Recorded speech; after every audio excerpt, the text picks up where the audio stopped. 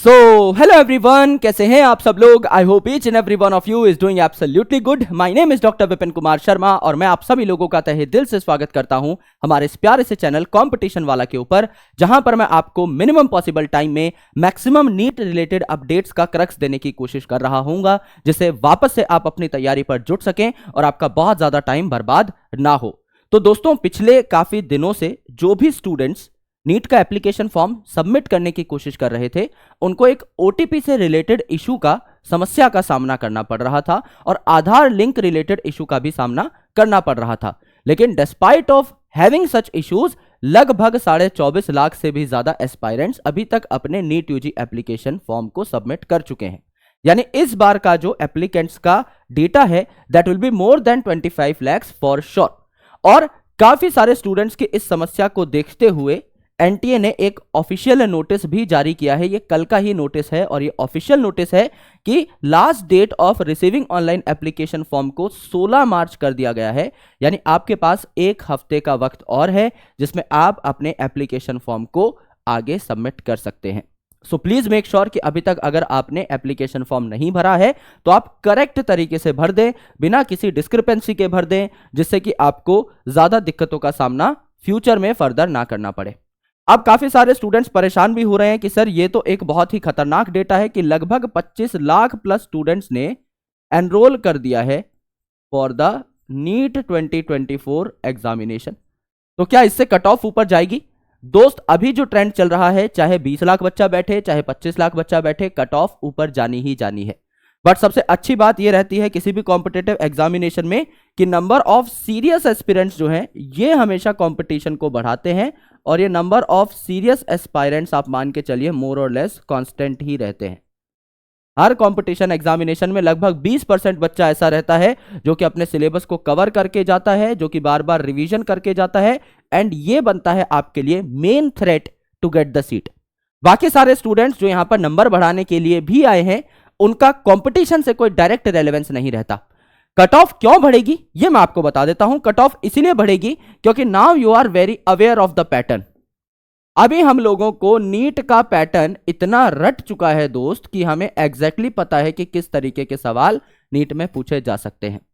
Second most important thing कि इस pattern में बदलाव के चांसेस एकदम नहीं है, क्योंकि लास्ट ईयर की जो कंडक्टिंग अथॉरिटी थी और इस ईयर की जो कंडक्टिंग अथॉरिटी है दैट इज वेरी सेम, और वो सीरियसली सिर्फ एनसीईआरटी बेस्ड पेपर करा रही है। एप्लीकेशन बेस्ड क्वेश्चंस थोड़े बहुत आना स्टार्ट हुए हैं, लेकिन ओवरऑल अगर आप पेपर का लेवल देख के चलें तो वो इजी टू मॉडरेट ही काउंट होता है। यानी बच्चों के नंबर बहुत ज्यादा आते हैं and that's why cut off बढ़ती है। लेकिन सबसे अच्छी बात यही है कि अगर आसान क्वेश्चन आते हैं, अगर इजी टू मॉडरेट पेपर आता है, तो वो आपके लिए भी तो एक प्लस पॉइंट है। आप भी उन क्वेश्चंस को बहुत आसानी से मार्क कर सकते हैं अगर आप अपनी तैयारी करके जाते हैं तो लास्ट टाइम में अभी हमारे पास जो 2 महीना बचा है, इनमें प्लीज मेक श्योर कि आप एक अच्छी खासी रिसोर्स मटेरियल को पकड़ें और उसको 5 से 6 बार पढ़ें। अगर आपने अभी तक बिल्कुल तैयारी नहीं की है तो डरने की कोई जरूरत नहीं है, बिकॉज डरने से आज तक कभी किसी का सिलेक्शन नहीं हुआ। आपको अपना लास्ट फाइनल शॉट अगर देना है then you need to be very conscious about the resources. चाहे आप एक छोटी रिसोर्स पकड़ें जिससे आपका सिलेबस पूरा हो सके, लेकिन उस छोटी रिसोर्स को बार बार आप रिवाइज कर रहे हो, और एक कोई वीडियो सीरीज जिससे आपका एटलीस्ट एक बार सिलेबस कंप्लीट हो जाए। तो आप इतने कम टाइम में सिर्फ कुछ चुनिंदा चीजें ही कर सकते हैं। उन चुनिंदा चीजों पर फोकस करिए कि कोई एक वीडियो सीरीज पकड़ लीजिए। जरूरी नहीं कि आप लाइव देखें इस वीडियो सीरीज को, आप लास्ट ईयर की उम्मीद सीरीज पकड़ लीजिए, इस ईयर की उम्मीद सीरीज पकड़ लीजिए, इस ईयर की प्रचंड सीरीज पकड़ लीजिए, जो आपको अच्छी लगती है, जो एक फुल फ्लेजेड सीरीज है जहां आपका सिलेबस कंप्लीट हो रहा है। मैं पर्सनली अगर स्टूडेंट होता, मैं लास्ट ईयर की सीरीज ही प्रेफर करता, या ऐसी सीरीज जो ज्यादातर कंप्लीट हो चुकी है, जिससे मैं सेल्फ पेस्ड मैनर में पढ़ाई कर सकूं। भाई आज के दिन में अगर मुझे मॉलिक्यूलर बेसिस ऑफ इनहेरिटेंस पढ़ना है तो मैं इंतजार नहीं करूंगा कि लाइव सीरीज में कब चलेगी वो वीडियो। मैं अपना पुराने लेक्चर के अंदर जाऊंगा, मॉलिक्यूलर बेस ऑफ इनहेरिटेंस आज ही खत्म करूंगा एंड अपने काम को रैप अप करके रख दूंगा। तो मैं हर एक चैप्टर को वीडियो सीरीज से कंप्लीट करूंगा और फिर मैं एक डिफाइंड रिसोर्स से नोट्स बनाऊंगा। वीडियो सीरीज से भी मुझे अच्छे खासे नोट्स मिल जाएंगे, लेकिन कोई डिफाइंड रिसोर्स है जिसमें ऑलरेडी काफी मटेरियल है। फॉर एग्जांपल एनसीईआरटी की अगर आप बात करें बायोलॉजी में, इससे बेटर तो कुछ हो ही नहीं सकता। ऑलरेडी आप मान के चलिए एनसीईआरटी नोट्स ही है। और एनसीईआरटी के नोट्स भी अगर आपको ना समझ में आए, थोड़ी डिफिकल्ट लगती है, तो हमारी खुद की किताब है भैया, mad easy botany mad easy, मेरे हैंड रिटन नोट्स हैं और बहुत प्यारे तरीके से कंसेप्चुअल क्लैरिटी आपको देने के लिए किताब लिखी गई है। अमेजॉन और हर प्लेटफॉर्म पे, पीडब्ल्यू पे, हर जगह अवेलेबल है। आप जाकर के एक बार सर्च जरूर करिएगा, आपको यहां पर सैंपल मिल जाएगा पीडब्ल्यू स्टोर पे, आपको देख के पता लग जाएगा कि क्या गजब किताब है। तो इनमें से कोई एक रिसोर्स पकड़िए, इसको 3 से 4 बार पढ़िए और वीडियो के जो क्रक्स आपने निकाले हैं, इन नोट्स के ऊपर आपको कुछ अगर एडिशनल पता लगा है तो उन बातों को आप सिर्फ लिखेंगे और नोट्स बनाने पे खुद पर्सनली बहुत ज्यादा टाइम इन्वेस्ट नहीं करेंगे, क्योंकि आपको पता है कि 1 घंटे की कोई वीडियो है वो आप 2-3 घंटे में इसीलिए देख पाते हो because you try to make notes. अब आपको किस पे फोकस करना है? 1 घंटे की कोई वीडियो है, आधे घंटे 45 मिनट में उसको देख के खत्म करो। आपके सामने आपके नोट्स हैं, एनसीईआरटी बुक है, उसी के अंदर हाईलाइट करो मेन इंपॉर्टेंट पॉइंट्स को। उसके अलावा कुछ आपको एडिशनल मिलता है, तब जाके आप 15-20 मिनट में सिर्फ उन पॉइंटर्स के नोट्स बना सकते हैं। कोई बहुत अच्छा क्वेश्चन सर ने करा दिया है क्लास में, उसके नोट्स आप बना सकते हैं, लेकिन एंड टू एंड 0 to 100 हर चीज के नोट्स बना रहे हो इस टाइम पर, that would be a wrong decision. तो दैट्स व्हाई मैड इजी आपके लिए एक बेटर चॉइस रहेगी। फिजिक्स, केमिस्ट्री, बायोलॉजी तीनों की अवेलेबल है, आप एक बार देखिएगा जरूर। और एक वीडियो सीरीज कोई भी जो आपको लगे कि आपको बहुत अच्छा रिजल्ट दिला सकती है, कोई भी रिकॉर्डेड वीडियो सीरीज आप यहां पर देखने की कोशिश कर सकते हैं। लाइव में अभी पर्सनली आपको रेकमेंड नहीं करूंगा। यह हमारा भैया एक नोटिस है जो मैंने आपको बताया, डेट बढ़ चुकी है आपके एप्लीकेशंस की, तो आप अब 1 हफ्ता और है आपके पास, इसमें आप एप्लीकेशन डाल सकते हो।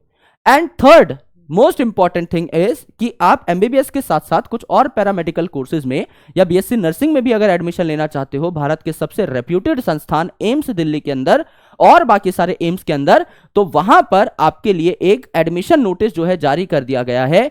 तो all India institute of medical science के एग्जामिनेशन सेक्शन ने ही ये नोटिस जारी किया है और ऑफिशियल वेबसाइट है aimsexams.ac.in, आप डायरेक्टली भी जाकर सर्च कर सकते हैं, तो आपको एक अच्छा खासा आइडिया लग जाएगा कि किस एम्स में किस किस कोर्सेज की एप्लीकेशंस ओपन है। एम्स भुवनेश्वर इस बार कौन कौन से कोर्सेज करा रहा है, एम्स जोधपुर कौन कौन से कोर्सेज करा रहा है, एम्स दिल्ली कौन कौन से कोर्सेज करा रहा है, एम्स ऋषिकेश कौन कौन से कोर्सेज करा रहा है, आपको एंड टू एंड सारी इंफॉर्मेशन यहां पर इस बुलेटिन के अंदर मिल जाती है। तो अगर आप एमबीबीएस के अलावा कुछ और चीजें भी ऑप्ट करना चाहते हैं या एक सेफ, एक अच्छा बैकअप ऑप्शन आप अपने लेकर चलना चाहते हैं, तो this is going to be the best thing. तो एक बार इसको जाकर के देखिएगा, ऑफिशियल वेबसाइट मैंने बता दी है, दैट इज aimsexams.ac.in, या फिर आप एम्स एग्जाम्स नोटिस करके सर्च करेंगे अगर गूगल पे, तो भी आपको सबसे पहले यही नोटिस दिखाई देगा। सबसे ज्यादा रीसेंट नोटिस जो आया है वो आपका अभी यही आया है, अगस्त 2024 एडमिशन के लिए ये नोटिस जारी किया गया है। चाहे आप बीएससी की बात कर रहे हो, चाहे आप बाकी पैरामेडिकल कोर्सेज की बात कर रहे हो, उन सब में एडमिशन की जो डेट है, एप्लीकेशंस की जो डेट है सॉरी, ये है आपकी 5 मार्च और 4 अप्रैल को ये जो एप्लीकेशंस हैं लेना बंद कर देंगे। तो आपके पास अभी ठीक ठाक टाइम है, इसमें आप डिसीजन बना लीजिए कि आपको अप्लाई करना है या नहीं। यू हैव 1 मंथ, इसमें आप एंड डेट आने के आसपास 1 हफ्ते पहले अपना एप्लीकेशन डाल सकते हैं।